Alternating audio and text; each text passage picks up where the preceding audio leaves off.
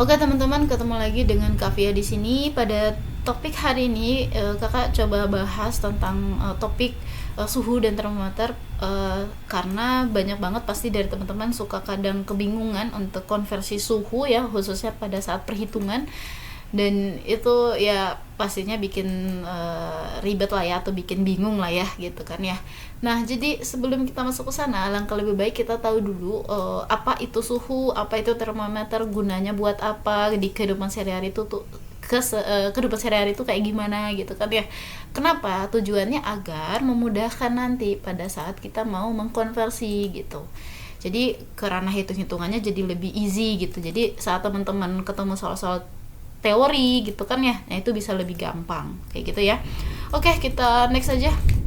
Nah, jadi apa itu suhu? Suhu itu adalah ukuran atau derajat panas dinginnya suatu benda atau sistem. Nah, maksudnya apa? Panas dingin itu kayak gimana sih?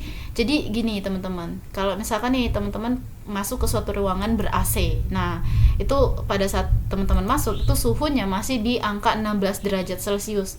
Dan pasti itu rasanya ruangan itu pasti dingin gitu kan ya. Nah, tiba-tiba ada anomali datang dari mana gitu kan ya, dia datang ke ruangan itu, tiba-tiba dia ganti dari 16 jadi 40.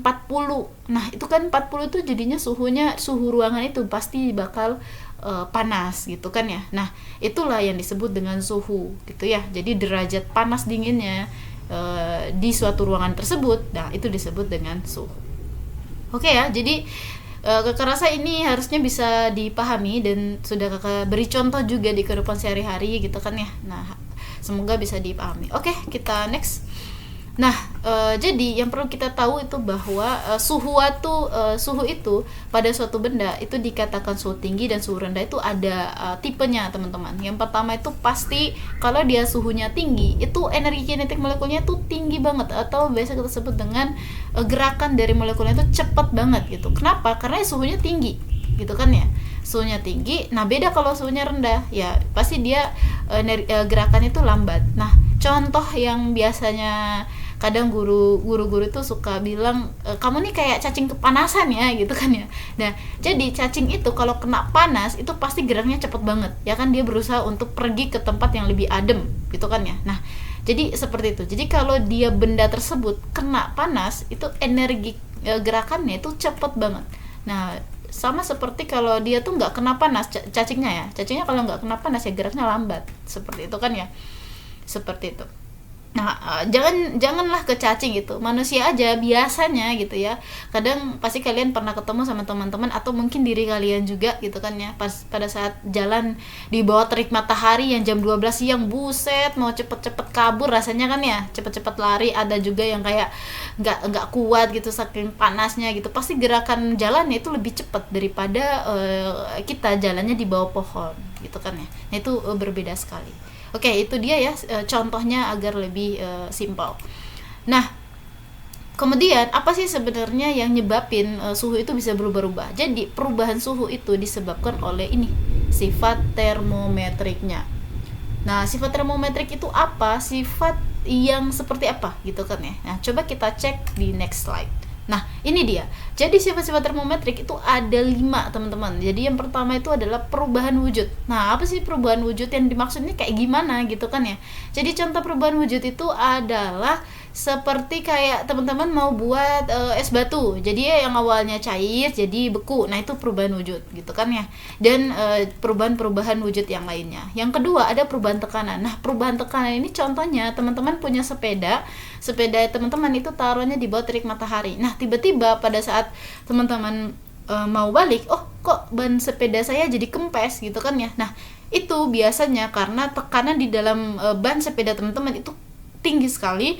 Oleh karena itu dia itu bisa menyebabkan ban teman-teman itu jadi kempes gitu kan ya. Nah, itu jadi makanya itu ketika teman-teman punya sepeda itu alangkah lebih baik diletakkannya atau ditaruhnya itu di tempat yang adem, agar perubahan tekanannya itu nggak signifikan naik banget gitu kan ya. Nah, itu kalau dia tinggi sekali itu bisa menyebabkan ban sepeda itu bisa kempes.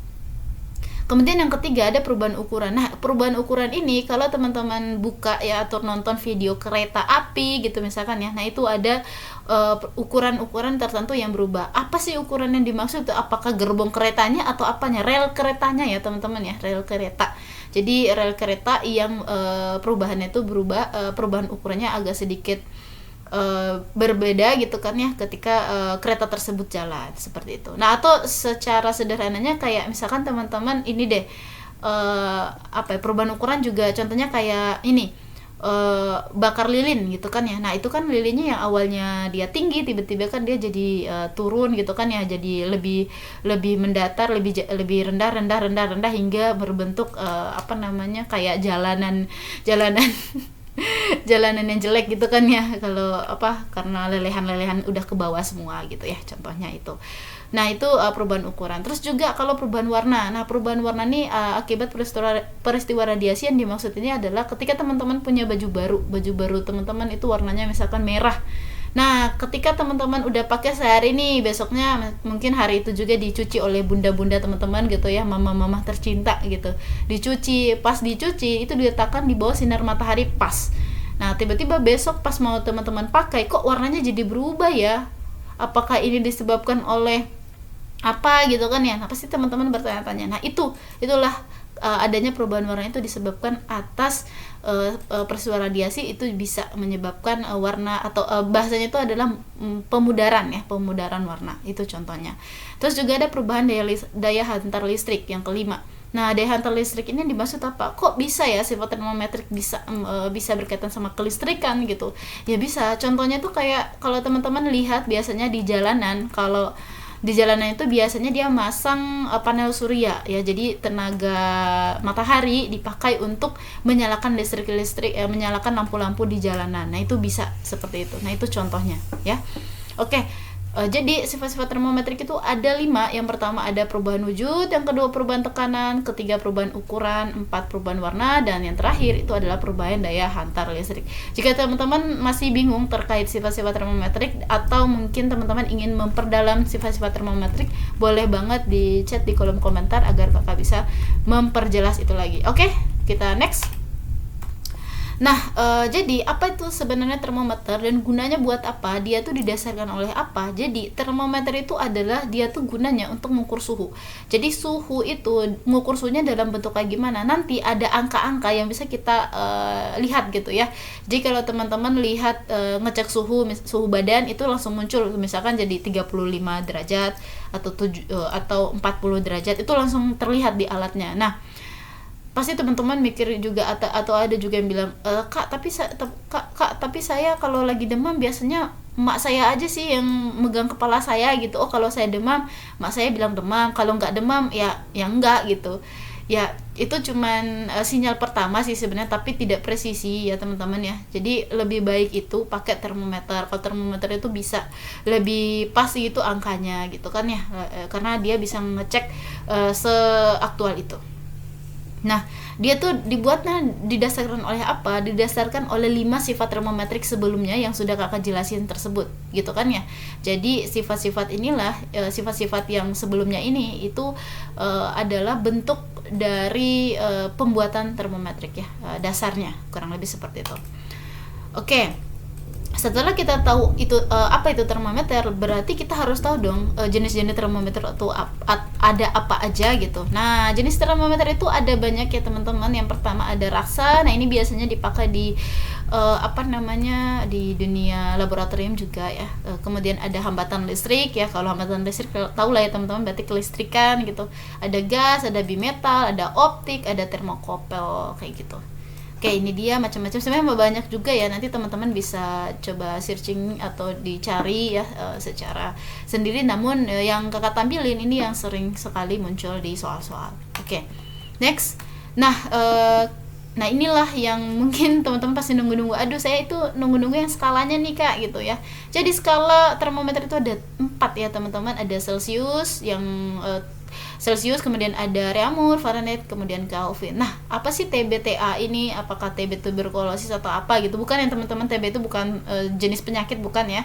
Tapi dia adalah titik bawah, sedangkan TA itu adalah titik atas. TB ini titik bawah yang menandakan tingkat derajat bekunya. Jadi titik bekunya itu di angka berapa. Nah, untuk Celsius itu dia 0, kemudian Reaumur itu juga 0, Fahrenheit 32, Kelvin 273. Nah, namun untuk yang atasnya itu disebut dengan titik didih ya. Titik didih itu ada di Celsius itu ada 100, Reaumur 80 dan seterusnya hingga Kelvin di 373. Nah, gunanya ini buat apa? Agar nanti memudahkan teman-teman dalam mengkonversi suhu. Misalkan nih dari Celsius ke Reaumur. Misalkan di Celsius itu diketahui 25 derajat Celsius, berapa Reaumur gitu kan ya. Nah, ini jadi menggunakan skala-skala ini. Nah, coba kita cek dulu untuk persamaannya.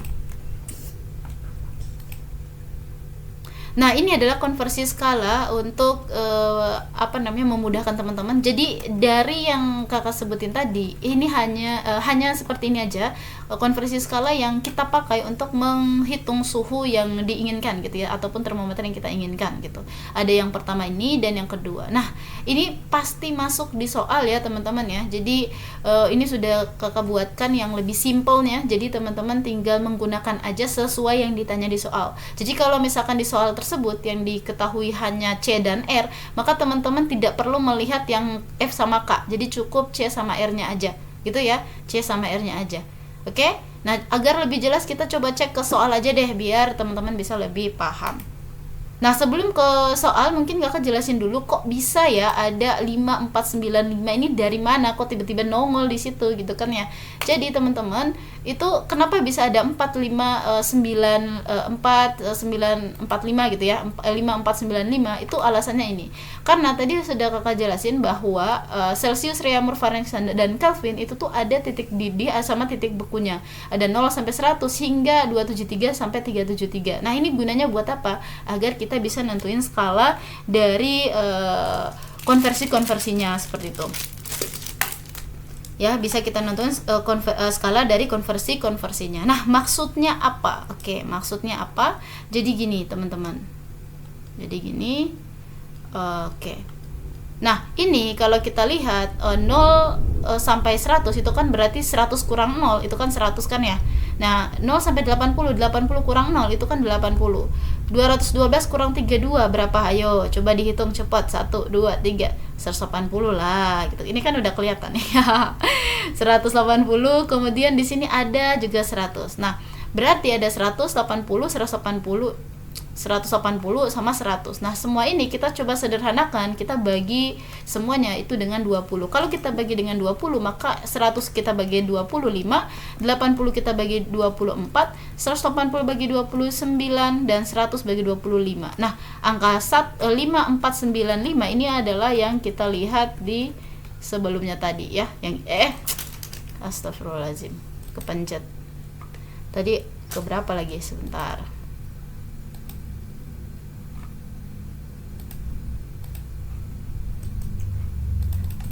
Tadi itu, nah ini ya. Jadi ketika kita udah bagi 20 itu kita bisa dapat 5495 gitu kan ya. Nah, nanti inilah yang tadi kakak sudah sebutin ya di awal nih, seperti ini. Jadi bentuk 5495 itu didapat dari mana? Dari perbandingan batas bawah sama batas atasnya, atau batas titik bekunya hingga titik didihnya. Seperti itu ya teman-teman ya. Semoga bisa dipahami. Nah, untuk memperjelas pemahaman konversi skala, alangkah lebih baik kita coba jawab soal ya. Oke, kita coba soal yang pertama dulu. Jadi di sini yang perlu diperhatikan adalah kalau teman-teman dikasih soal ya Reaumur dan Celsius ya, Reaumur dan Celsius aja. Ingat Reaumur dan Celsius, maka kita hanya cukup menggunakan rumus yang ini aja. Yang mengandung C sama yang mengandung